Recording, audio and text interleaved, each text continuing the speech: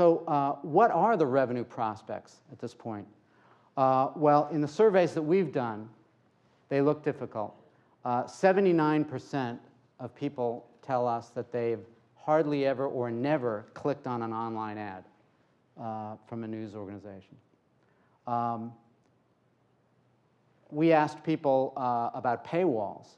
And first we asked how many people have a site that they would call a favorite website. Only 35% did.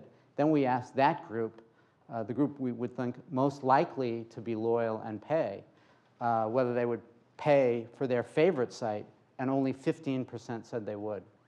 If you add in the ones who already do pay, which is a very small number who go to the Wall Street Journal and Bloomberg, that number goes up to 19%, but it's still not a very big number. And it's certainly well below, at this point, the 10% that many news organizations estimate would pay.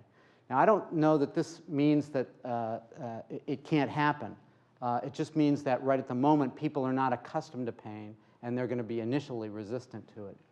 So what are the models, then, for news? Well, this is hardly a definitive list, but one would be different kinds of display advertising than news organizations use now.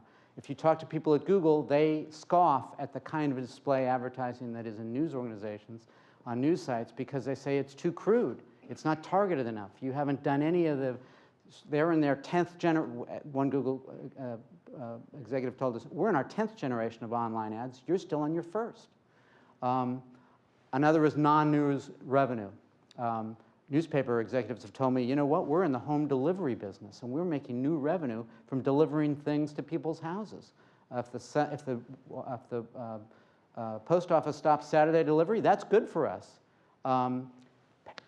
Paywalls is clearly another. Transaction fees. You create a retail mall on your website, and people buy things, and you are in the retail business.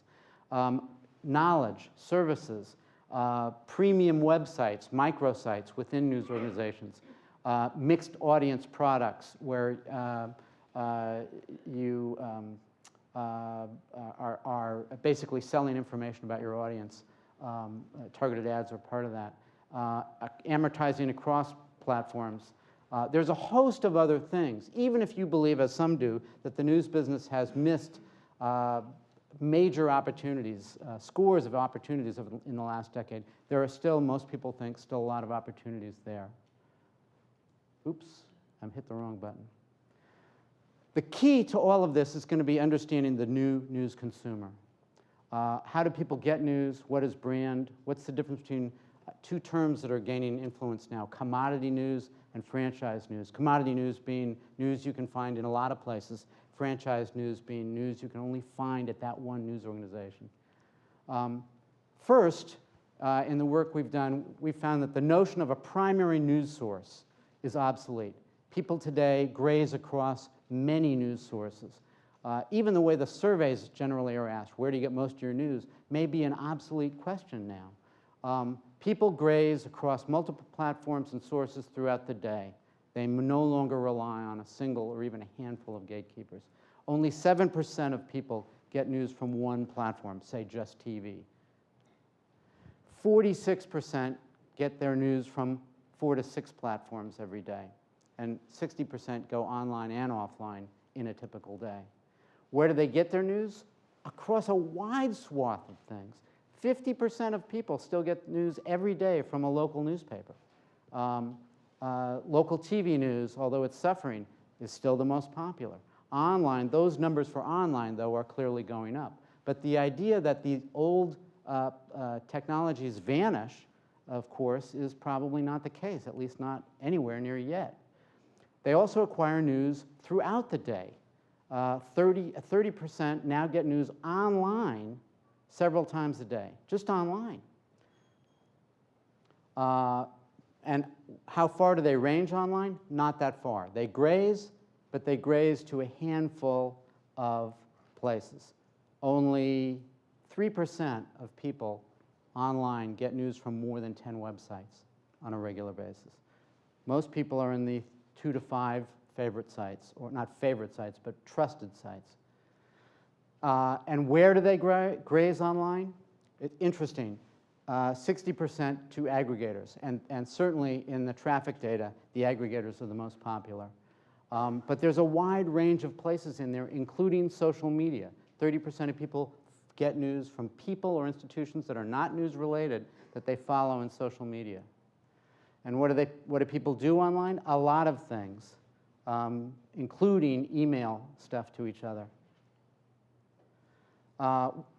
One big question, and I'm almost done, is whether people now are just going where they want to just the subjects and the things they're interested in, where we're sort of migrating to fragmented, specialized areas and places that they agree with. The answer appears to be, both in the data and in traffic data and in survey data, that that's not what's happening.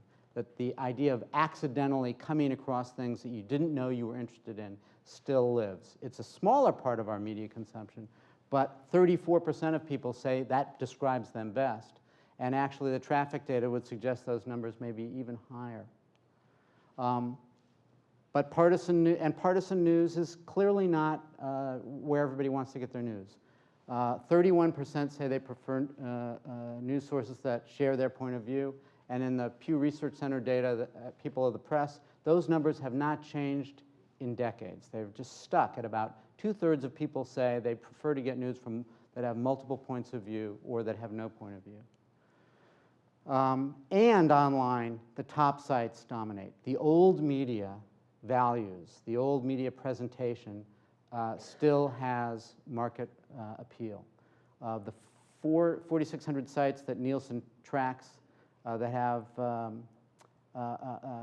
do news and information, the top 7% get 80% of the traffic. Those are the sites with over 500,000, and those are dominated by old media. Of the top 200 news and information, top 200 news sites, 67% are from legacy media. Another 13% are aggregators who aggregate old media. Only 14% are online-only content creators. So there's still a market for what these people produce for that kind of repertorial journalism if there's a way to monetize it. I said I'd finish by 1:30. I think I'm a minute long. Thanks.